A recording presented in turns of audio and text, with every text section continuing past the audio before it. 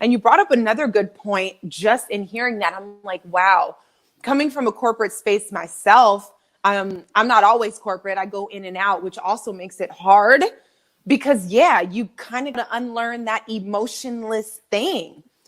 I couldn't, my personality, I can't, there's a lot of things I can't say just because of the way it comes out and, or the way it, or of course, being a Black woman in the workplace, how that is received. And you're supposed to sit down and be quiet. So finding that balance can be really, really challenging. Like I might have to sit on that one because I'm like, okay.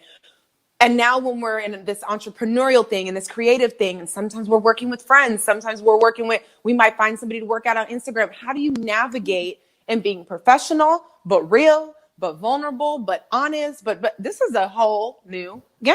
This is a new game.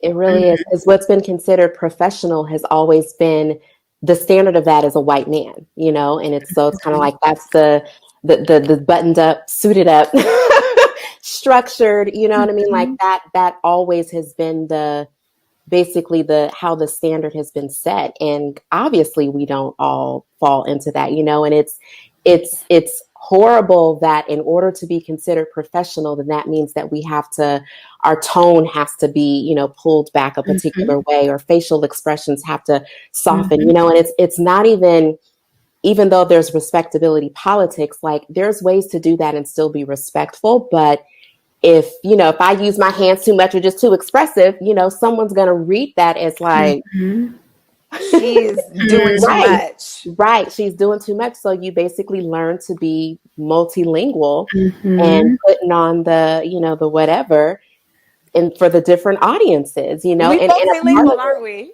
Yeah. And I think it's a great skill, but it hasn't come with some moments of like having to hold some stuff down where, where if some of the things that have been said to us or some of the things that, we've had to endure, we just know that if we would pop off, like the repercussions would be way different than the way that you're fired. The response was. Right. I don't feel safe around her. No. Yeah. Oh my God. She's so like mean and just, it's hard to come in and approach her. She's just inapproachable and all of it. Oh yeah. Corporate America, it's hard on women, and a Black woman at that. It's almost like they look at you like you should be happy to be at the table, but shut up.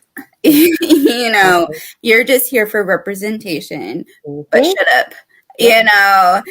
So yeah, I deal with that every day. I'm the one woman on a 5 male team, and I'm a Black woman at that. And so there's been plenty of times where I felt like, oh, if I could just say the things that I want to say, but I know it's going to come off very, very wrong because number one, it's coming from a woman.